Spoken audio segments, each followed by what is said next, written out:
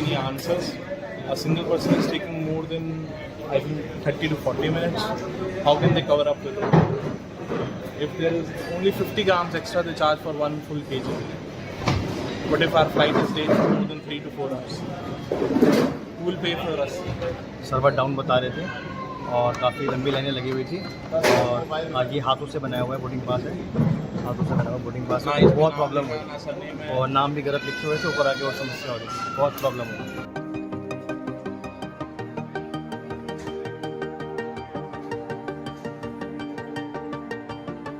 अस्सलाम वालेकुम friends, today आज जो हम बात करने जा रहे हैं वो मैं कल अपने एक्सपीरियंस के बारे में आप सबसे बात करूंगा। कल जो आप सब जानते हैं कि सिस्टम आउटेज हुआ था ग्लोबली, माइक्रोसॉफ्ट में कुछ अपडेट के कारण जो सारी एयरलाइन इंडस्ट्री है वो ठप पड़ी थी। Yesterday at around 10:45 AM in the morning मैं एयरपोर्ट पे था एंड मैं उस टाइम पे काउंटर्स पे ही था जब मुझे पता चला कि सिस्टम डाउन हो गया। एंड नॉर्मली ऐसा होता है 5-10 मिनट के लिए, कभी 1 घंटे के लिए, कभी आधे घंटे के लिए सिस्टम इश्यूज होते रहते हैं बिकॉज IT मैनेज करता है, तो कुछ ना कुछ ह्यूमन एरर की वजह से कभी ना कभी कोई टेक्निकल प्रॉब्लम आ जाती है। तो हमने वही अज्यूम किया कि चलो कुछ टाइम के लिए रुक गया या टेक्निकल टीम ऑलरेडी इस पे काम कर रहा है तो हम जल्द से जल्द इसको रिकवर कर लेंगे और अपना काम शुरू करेंगे। बट ग्रेजुअली पता चला कि मीडिया पे जैसे न्यूज आने लगी कि एक ग्लोबल आउटेज हुआ है। एक सॉफ्टवेयर होता है, मतलब एक प्रोसेस है माइक्रोसॉफ्ट की तरफ से, अजूरे क्लाउड बेस्ड सिस्टम है जिसपे सभी एयरलाइन इंडस्ट्रीज या मैं बहुत सारे कॉर्पोरेट हाउसेस की बात करूंगा, उन्होंने शिफ्ट किया है एज अ सर्वर वो यूज करते हैं। आपका हार्डवेयर सिस्टम एयरलाइंस या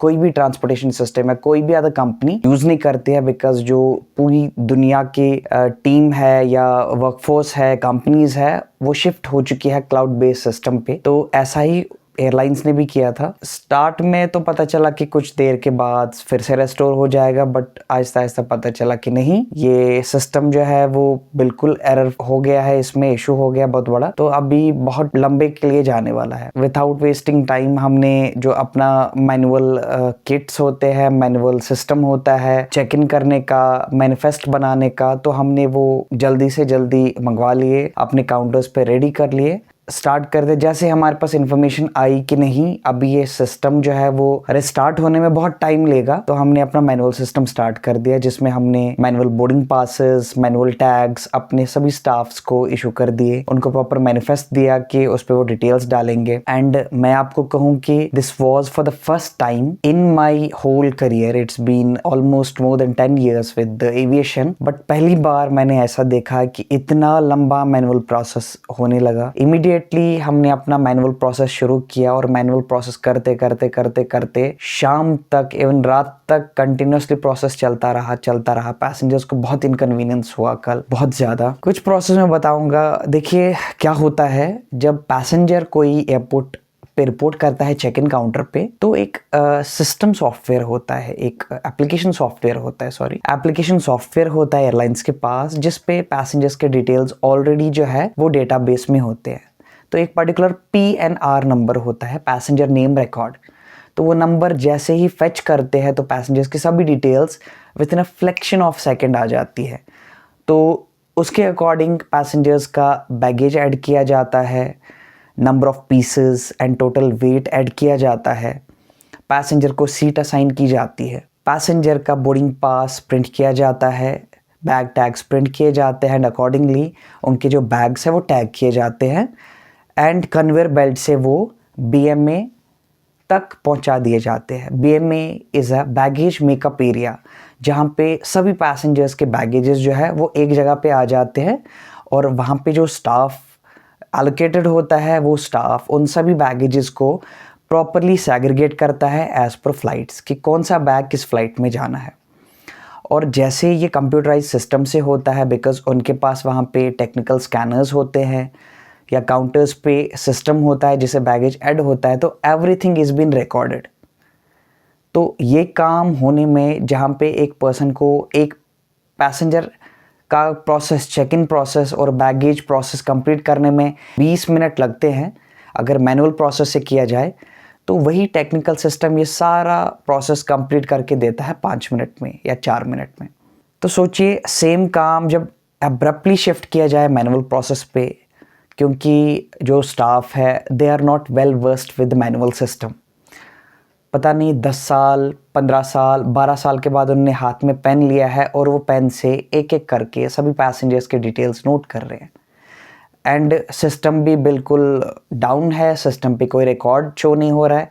तो पैसेंजर जो अपना टिकट शो कर रहा है, उस टिकट को देख के, उस फ्लाइट नंबर को देख के, और कुछ जो उनके पास थोड़ा सा मटेरियल होता है, थोड़ा सा डेटाबेस का इन्फॉर्मेशन होता है कि इस फ़्लाइट में इतने पैसेंजर्स ट्रैवल कर रहे हैं, सेकंड पर फ्लाइट में इतने पैसेंजर्स ट्रैवल कर रहे हैं, तो उसके अकॉर्डिंग वो पैसेंजर के टिकट चेक करके उनका बोर्डिंग पास हाथ से उनका नाम, उनका सीट नंबर, उनका sequence number, date of travel, और यही जो सारी डिटेल्स वो एक बोर्डिंग पास पे दो बार फिल करनी पड़ती है मैनुअल बेसिस पे, क्योंकि एक बोर्डिंग पास का हिस्सा होता है वो पैसेंजर को हैंड ओवर किया जाता है, और बोर्डिंग गेट पे जब वो पैसेंजर बोर्ड किया जाता है एयरक्राफ्ट की तरफ, तो उस बोर्डिंग पास का आधा हिस्सा काट के अपने पास रखा जाता है कि ये पैसेंजर को बोर्ड किया गया।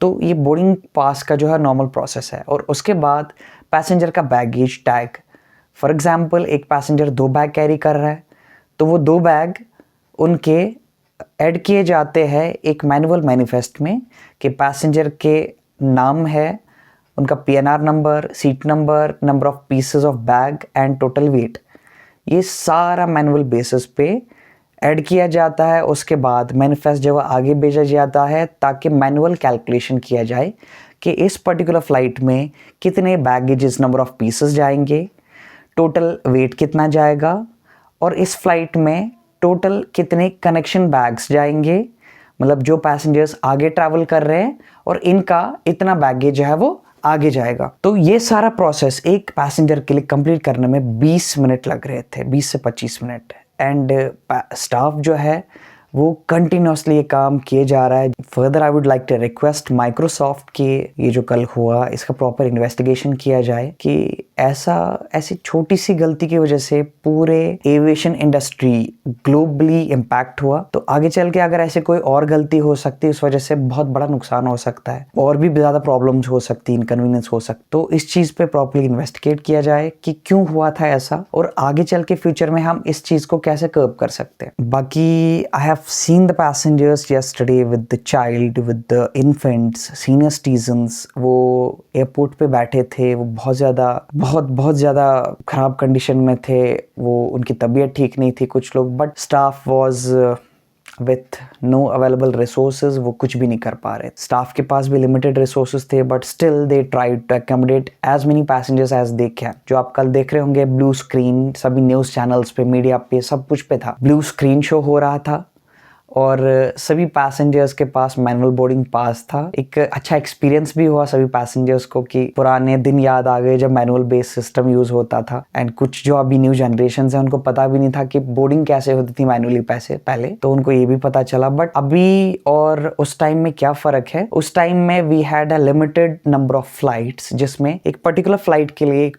स्टाफ एक पर्टिकुलर फ्लाइट करता था, जिसमें अच्छे खासे नंबर ऑफ पैसेंजर्स होते थे, but there were limited number of flights जिसमें ग्राउंड टाइम भी ज्यादा होता था। ग्राउंड टाइम मतलब अगर कोई फ्लाइट एक पर्टिकुलर स्टेशन पे अराइव होती है, तो जब भी अराइव होती है, उस अराइवल से जो उस फ्लाइट का डिपार्चर होना है उसके बिटवीन कितना टाइम लग रहा है, उसको ग्राउंड टाइम कहते हैं। वो ground time manual based system में जो पुराने जमाने में होता था, तो वो बहुत ज्यादा ग्राउंड टाइम दिया जाता था, जिस वजह से उनका चेक इन भी आराम से कंप्लीट हो जाता था। वो बाकी प्रोसेस फॉर्मेलिटीज भी कंप्लीट कर सकते थे, फ्लाइट का मैनिफेस्ट, फ्लाइट का सीट असाइनमेंट, फ्लाइट का लोड एंड ट्रिम शीट, ये सभी चीजें जो है वो ऑन टाइम हो जाती थी, और पैसेंजर्स को अकॉर्डिंगली रिलीज किया जाता था बोर्डिंग के लिए, एंड फ्लाइट अच्छे से टेक ऑफ होती है। बट टुडे बिकॉज जो मैन पावर है वो लिमिटेड यूज किया जाता है, और हमारे पास टेक्निकल सिस्टम है, तो टेक्निकल सिस्टम पे मैन पावर की उतनी ज्यादा रिक्वायरमेंट नहीं है, बट फ्लाइट लोड हमारा बहुत अच्छा आता है। तो इस वजह से पैसेंजर्स को गुड नंबर ऑफ फ्लाइट्स में मैनुअल चेक इन करना it was not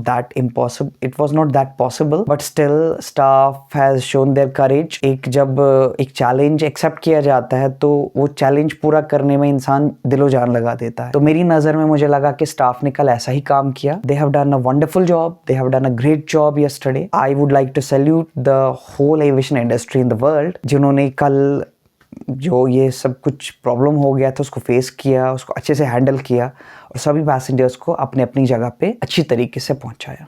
that's it, thank you so much. If you like my videos, अगर आपको अच्छा लगे तो लाइक शेयर एंड फॉलो ज़रूर करें। अल्लाह हाफिज़।